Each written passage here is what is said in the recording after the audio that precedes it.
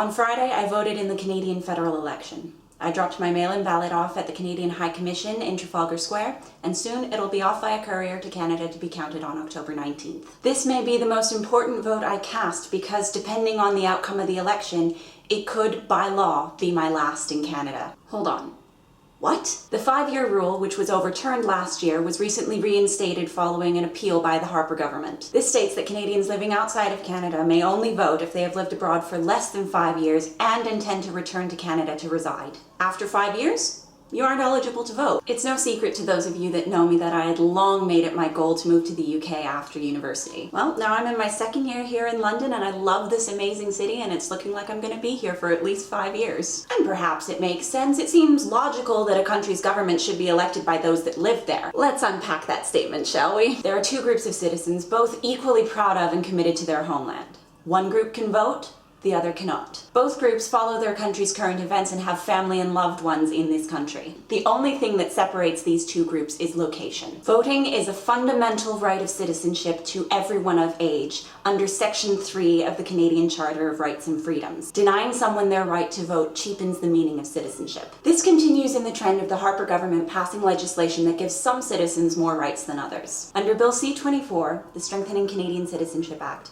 people who are dual citizens or even eligible to become dual citizens can be stripped of their Canadian citizenship if they commit acts of terrorism. This was previously only applicable to war criminals. Several things trouble me about this. Firstly, people who have worked hard towards becoming Canadian citizens now attain something different than what some of their fellow Canadians were born with. And for many Canadians whose parents or grandparents are immigrants, their citizenship from the moment they're born is now conditional on good behavior. And I'm not being flippant here. This brings me to my second point. Our Prime Minister has said he would, quote, look at options into the future at expanding the use of this punishment. And even without adding other crimes to the list, he well could. The language of the law is already vague.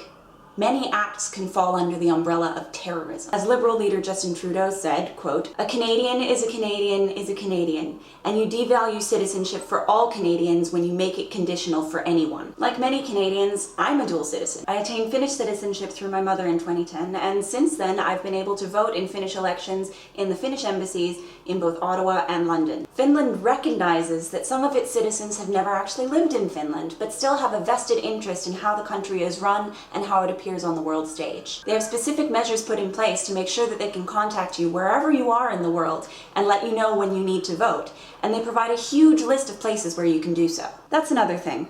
Under the ironically named Fair Elections Act, Elections Canada can no longer remind you to vote. I also had the unexpected opportunity this past May to vote in the UK general election as a Commonwealth citizen. I'm merely a resident and already my right to vote here is stronger than the country I lived in for the first 23 years of my life will now allow. It makes sense, I suppose, since Canada and the UK share a head of state in the Queen, and I am a Commonwealth citizen living in the UK. And as a Canadian living in the UK, I feel it is my duty to represent the values I was brought up in and to represent my country. But when I tell my friends here about what's going on in Canada, they say, Canada? No. I thought you guys had it figured out. I thought you were doing it right. I'm tired of having to hear this and of thinking it myself. I say these things because I love my country. There's an eerie ring to the line attributed to Stephen Harper since 2004. You won't recognize Canada when I'm done with it. I say these things because I love my country, but I don't recognize it anymore. It may sound cliche, but Canada is a state of mind. I was born into a Canada that valued multiculturalism and that welcomed people from other nations, believing that if we all supported each other, we could each contribute something that would give each other our best shot. Though I know now our actions never perfectly matched our words, at least it was what we strived for, and it was the narrative that I grew up with. I will live out these values no matter where I live. So it comes as a surprise to me that Mr. Harper should think that after 5 years, I no longer get a say. It also comes as a surprise to me that when our Prime Minister leads a campaign that employs racist rhetoric, his party's poll numbers go up. They've eased up on these practices and the numbers have since gone down, but still, these are not the Canadians I know.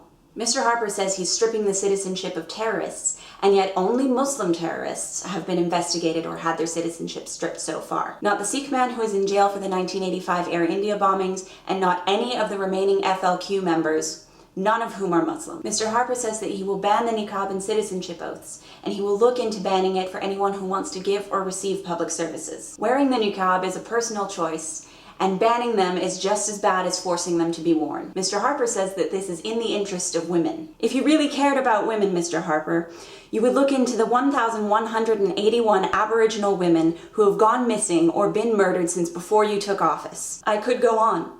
This doesn't even begin to cover all the issues I could talk about: social, environmental, economic. There are too many. I love Canada. I'm proud to be Canadian. I want expat Canadians like myself to be able to vote in the next federal election, and I don't want a party using un-Canadian, racist campaign tactics to remain in power. Already we're getting some very encouraging voter turnout in the advance polls, but please, on October 19th, vote and vote strategically. Enough is enough.